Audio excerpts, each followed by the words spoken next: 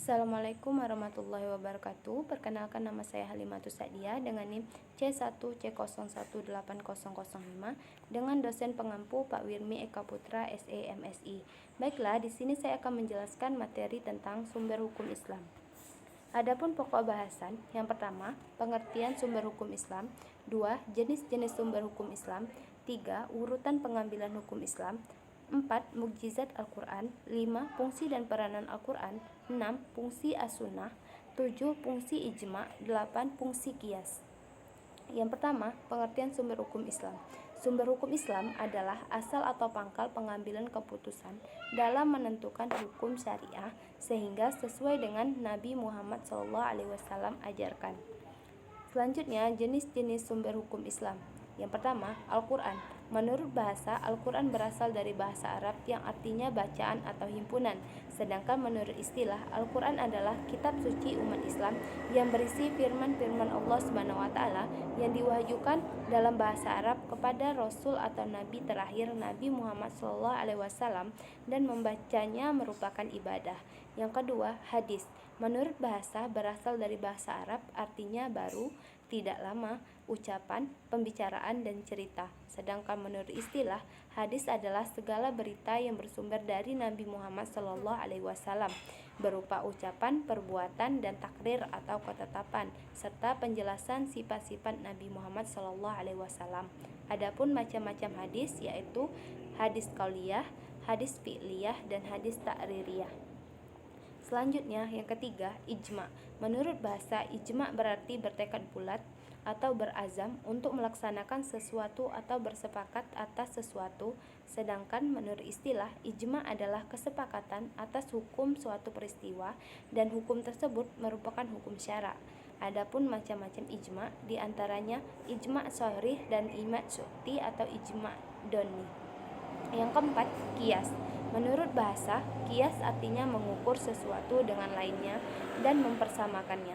Sedangkan menurut istilah, qiyas ialah menetapkan sesuatu perbuatan yang belum ketentuan hukumnya berdasarkan sesuatu hukum yang sudah ditentukan oleh nas disebabkan adanya persamaan di antara keduanya. Adapun macam-macam qiyas yaitu yang pertama, dari segi kekuatan ilat yang terdapat ada furu' dibanding dengan yang terdapat pada azr, yaitu qiyas al-aulawi, qiyas musawi, dan qiyas adna. Yang kedua, dari segi kejelasan ilat yang terdapat pada hukum, yaitu qiyas al-jali dan qiyas al-kahfi. Yang ketiga, dari segi persamaan cabang kepada pokok, yaitu qiyas makna dan qiyas sibhi. Selanjutnya, urutan pengambilan hukum Islam. Sumber hukum tertinggi adalah Al-Quran, yang mana sifat-sifat hukum jelas dalam melaksanakan, memperlakukan hukumnya, serta Al-Quran merupakan perkataan langsung Allah SWT. Adapun urutan yang kedua, yaitu hadis, yang mana perkataan sabda, perbuatan, ketetapan, dan persetujuan dari Nabi Muhammad SAW yang dijadikan landasan syariat Islam.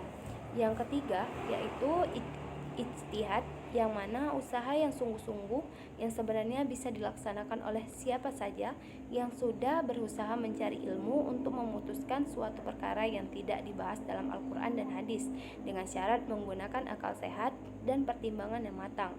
Dalam hal ini bisa menggunakan ijma' dan qiyas. Selanjutnya, mukjizat Al-Quran dari segi bahasa dan susunan redaksinya atau ijaz lughah. Bahasa Al-Quran adalah bahasa yang efektif, mengena, indah serasi diksinya dan susunannya. Tak heran bila kemudian banyak dari sahabat manusia setelah mendengar atau membaca Al-Quran masuk Islam. Dari segi isyarat ilmiah atau ijaz ilmi, yaitu dorongan serta simulasi Al-Quran kepada manusia untuk selalu berpikir keras atas dirinya dan alam semesta yang mengitarinya. Al-Quran memberikan ruang sebebas-bebasnya pada pemikiran ilmu pengetahuan sebagaimana hal tidak dimukakan pada kitab-kitab agama lainnya. Allah dalam mengemukakan dalil-dalil argumen serta penjelasan dalam ayat-ayatnya. Selanjutnya, dari segi sejarah dan pemberitaan yang gaib atau ijaz ta'rili. Surah-surah dalam Al-Quran mencakup banyak berita tentang hal gaib. Kapasitas Al-Quran menopang efisiensi sebagai kitab mujizat. Yang terakhir, segi petunjuk penetapan hukum atau ijaz tak syar'i, di antaranya hal-hal mencengangkan akal dan tak mungkin dicari penyebabnya selain bahwa Al-Quran adalah wahyu Allah. Kandungan syariat paling ideal bagi umat manusia, paling lurus bagi kehidupan. Al-Quran mengatur kehidupan manusia mencakup seluruh aspek kehidupan. Selanjutnya, fungsi dan peranan Al-Quran. Fungsi Al-Quran yang pertama sebagai Al-Huda atau petunjuk, kedua sebagai Al-Furqan pemisah, sebagai Asy-Syifa atau obat, dan yang terakhir sebagai Al-Mau'izah atau nasihat. Adapun peranan Al-Quran, yang pertama peran Al-Quran untuk kehidupan manusia, yang kedua peran Al-Quran sebagai sumber ilmu. Adapun fungsi as-sunnah, yang pertama memperkuat hukum dalam Al-Quran, dua menjelaskan atau merincikan isi Al-Quran, ketiga menetapkan hukum baru yang tidak dimuat dalam Al-Quran.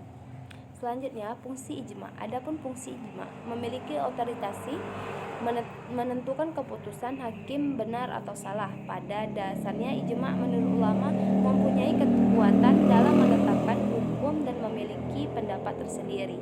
Yang terakhir, fungsi qiyas menetapkan hukum Islam yang belum ada penjelasannya dalam Al-Quran dan hadis dengan cara menyamakan dengan hukum yang ada.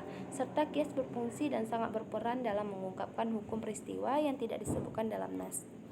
Baiklah, itulah materi dan saya, lebih dan kurang mohon maaf. Saya akhiri, wassalamualaikum warahmatullahi wabarakatuh. Terima kasih.